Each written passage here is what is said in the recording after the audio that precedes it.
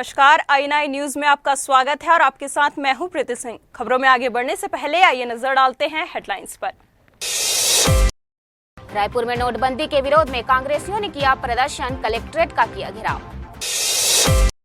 मध्य प्रदेश के छिंदवाड़ा में केंद्र सरकार के नोटबंदी को लेकर कांग्रेस ने किया विरोध प्रदर्शन। जांजगीर चांपा, राज्य सरकार की धान खरीदी नीति से नाखुश हैं किसान, सरकार पर लगाया वादा खिलाफी का आरोप। जाने माने फिल्म अभिनेता ओमपुरी का दिल का दौरा पड़ने से आकस्मिक निधन, फिल्म जगत में शोक की लहर। जांजगीर चांपा इंदिरा आवास योजना अंतर्गत स्वीकृत राशि में सचिव ने लिए 12,000 रुपए कमीशन। झारखंड के लोहरदगा जिले के कुड़ू थाना क्षेत्र में लड़की के चक्कर में दोस्त की कर दी थी हत्या। छत्तीसगढ़ के रतनपुर में सड़क निर्माण में हो रही अनियमितताओं के जांच के लिए मौके पर पहुंचे अधिकारी।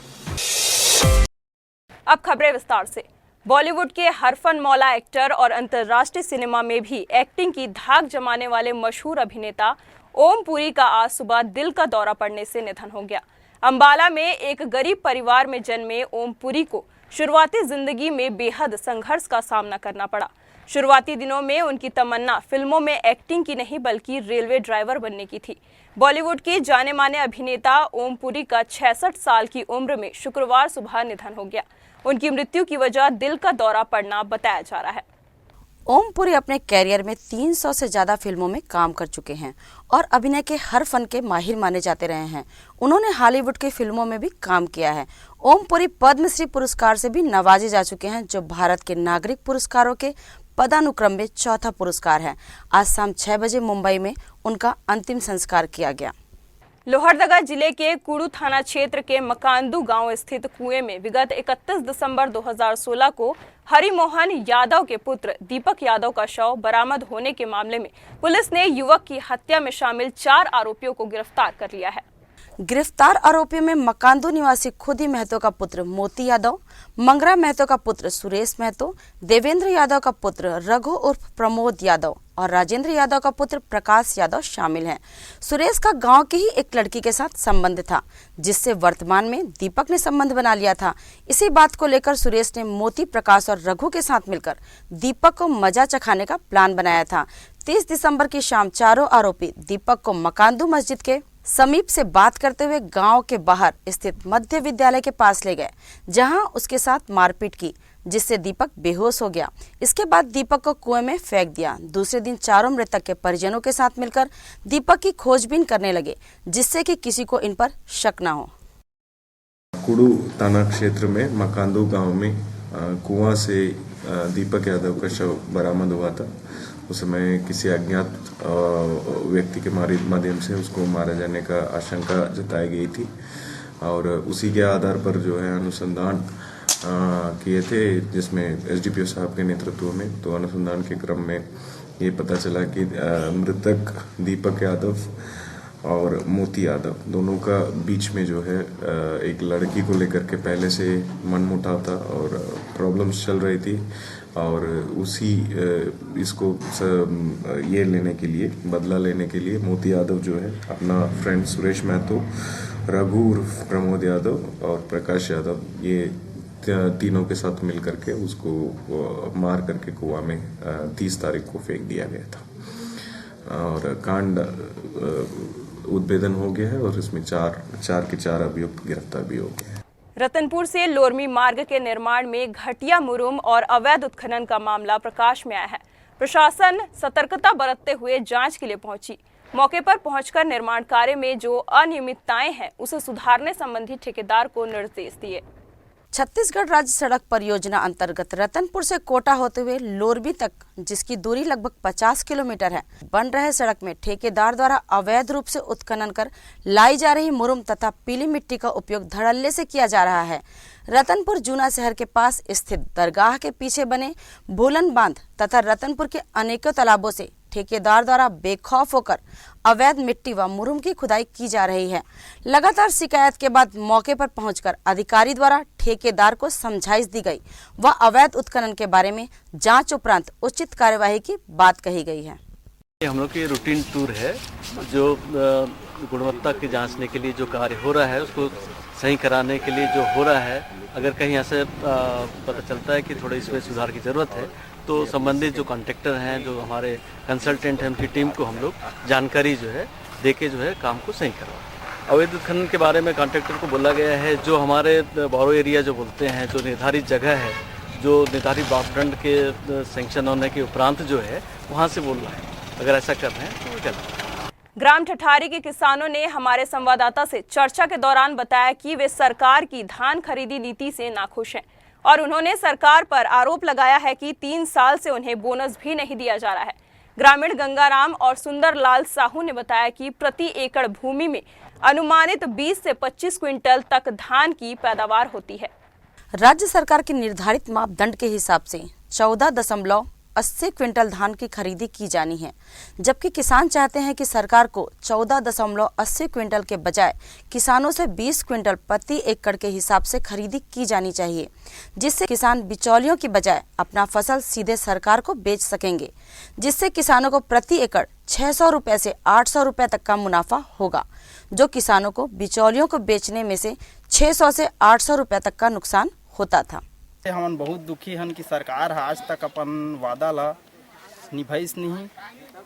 3 साल के फसल हमन बेच चुके हन, मगर कोई भी बोनस हमन ला प्राप्त नहीं होने। कम से कम किसान मन ला 300 रुपया बोनस दहा कहे रही से। ये सर वही सब दिक्कत है कि मतलब जितना हम उपज करते हैं उतना मतलब बेच नहीं पाते हैं सरकार के पास अपना अनाज जो है, और बचे हुए अनाज को दुकानदार से मतलब बेचना पड़ता है कम कीमत पे। हमारा कहना है कि मतलब कम से कम 22 कुंटल मतलब प्रति एकड़ के हिसाब से लेना चाहिए सरकार को, और समर्थन मूल्य जो है जो 2100 रुपया मतलब बोले थे वो 2200 रुपया उसको करना चाहिए। जांजगीर चांपा के ग्राम खूटा दहरा निवासी छतनलाल ने पंचायत सचिव फीरन लाल के ऊपर आरोप लगाया है कि उन्हें 59,000 की राशि इंदिरा आवास के अंतर्गत स्वीकृत हुई थी।